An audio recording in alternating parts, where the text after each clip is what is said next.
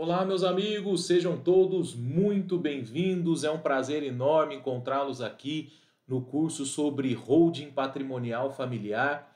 Eu me chamo Surrel Júnior, sou advogado com atuação na área empresarial e também professor há mais de 10 anos aí de cursos de graduação e de cursos preparatórios para concurso público, exame de ordem e também pós-graduação. E eu elaborei esse curso para que possamos conversar aí um enfoque teórico e também prático sobre a constituição da holding patrimonial familiar. Como vocês bem sabem, cada vez mais as pessoas vêm se valendo mão desse instituto para principalmente fazer planejamento tributário e sucessório no que diz respeito depois à transmissão desses bens para os seus herdeiros. Todavia, meus amigos, veja que quando a gente fala sobre holding patrimonial familiar, isso é um ponto importante para o profissional do direito, né, no momento da Constituição, para o profissional da contabilidade, quando vai efetivamente fazer os balanços, quando vai organizar os livros, e também para o profissional da administração de empresas, porque muitas vezes eles vão ter que administrar esse patrimônio que foi entregue aí nas mãos de uma pessoa jurídica. Portanto, o objetivo desse curso é efetivamente trazer ponto a ponto, item a item, sobre a holding patrimonial familiar. Desde o seu início, ou seja, desde a sua concepção até a sua constituição, as cláusulas que devem ser colocadas, o melhor tipo societário e também as formalidades práticas para a sua constituição.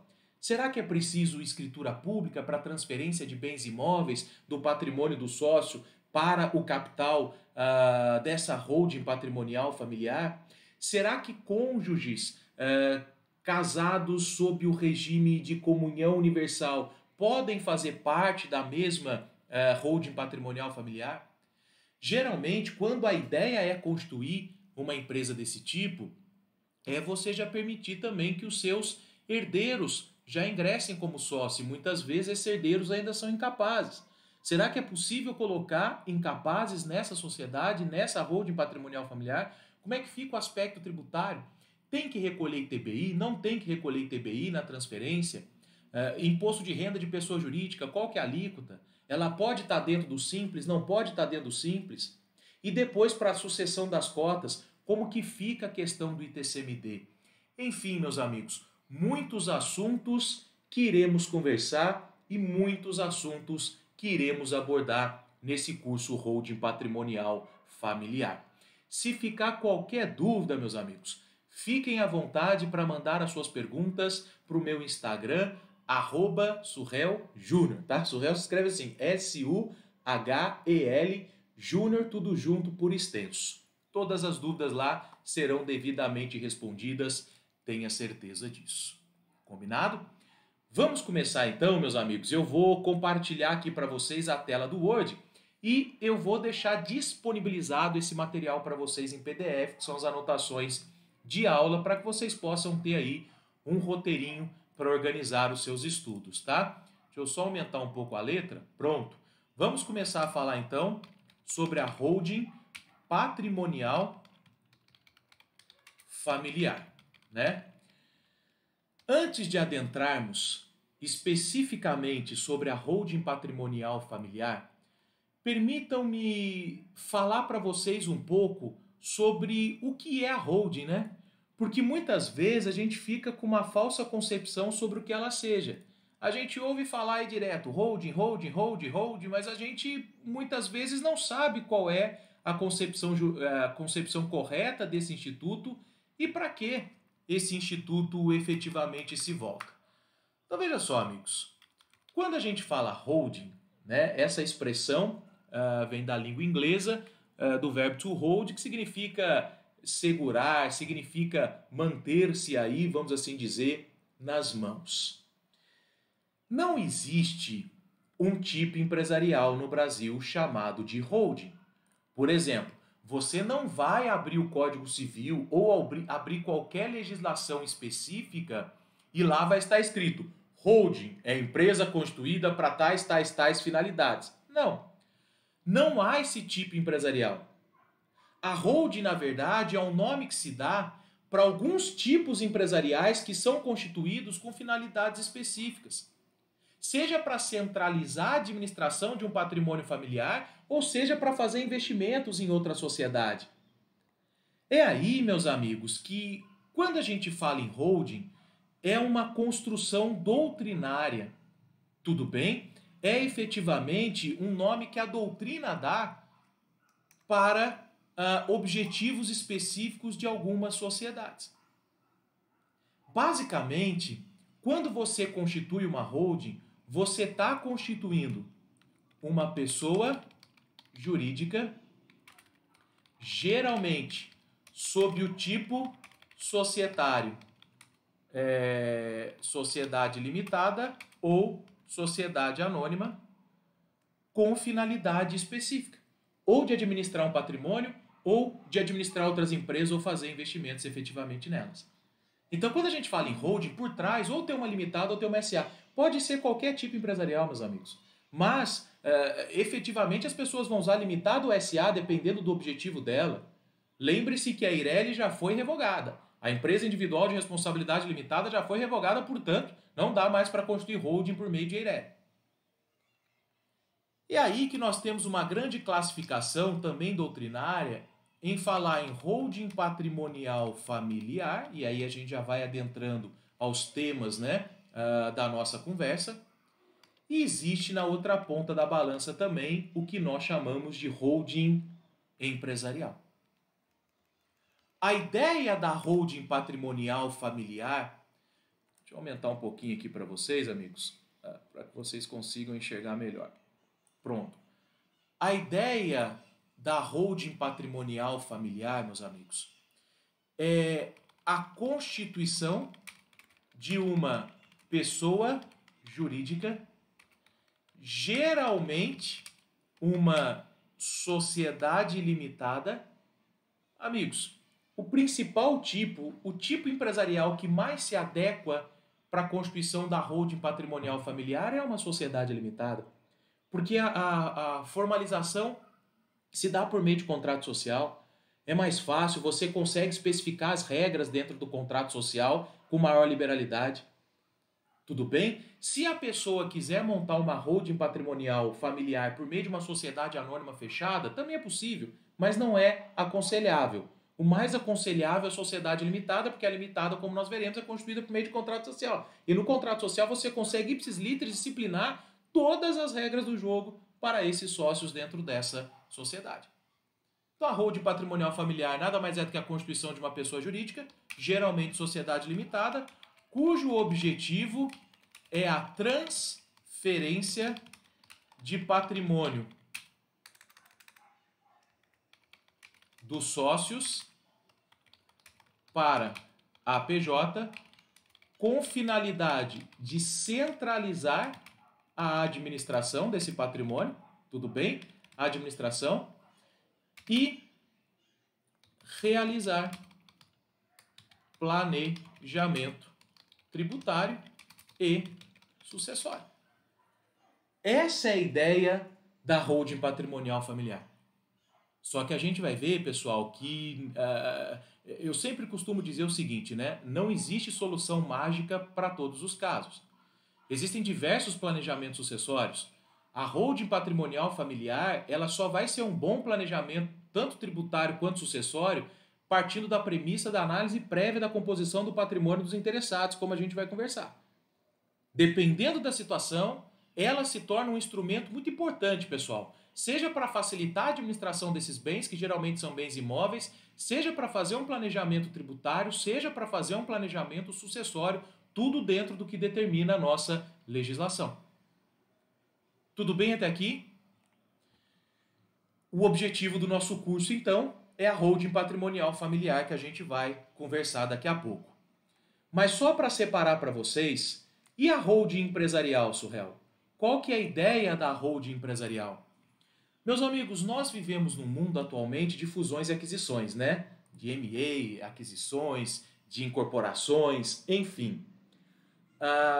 É muito comum hoje você ter grandes grupos empresariais. Então você acaba tendo uma pessoa jurídica que acaba controlando diversas outras pessoas jurídicas, vai comprando o controle acionário de diversas outras pessoas jurídicas.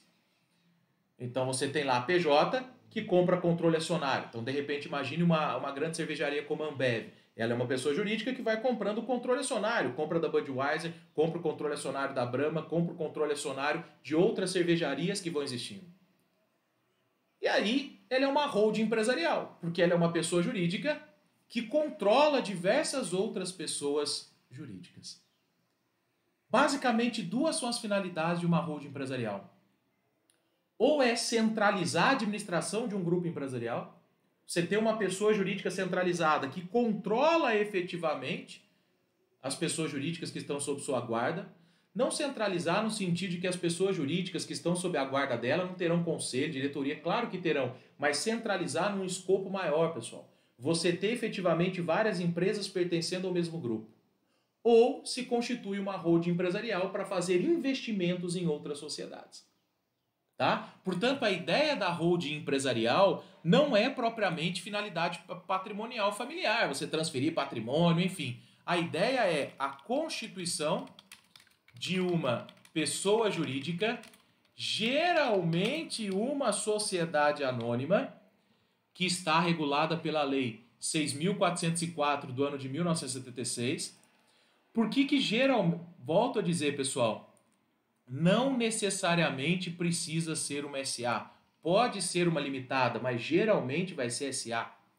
Porque o tipo societário SA é o tipo societário voltado para o desenvolvimento das grandes atividades empresariais. É a roupagem empresarial que é voltada para o desenvolvimento das grandes atividades empresariais. Então não faria muito sentido você construir uma holding empresarial sob o tipo de sociedade limitada, porque limitada geralmente é menor, pessoal. Pode também, não tem problema, tá? Juridicamente é possível, mas aqui a ideia é dar um enfoque na prática. Na prática, geralmente acontece o seguinte: holding patrimonial familiar é uma limitada, holding empresarial é uma sociedade anônima. Constituição de uma pessoa jurídica, geralmente sociedade anônima, cujo objetivo é ter o controle acionário de outras pessoas jurídicas ou nelas fazer investimentos. Essa é basicamente a ideia da holding empresarial. Muitas vezes a holding empresarial é chamada também de grupo empresarial, tá?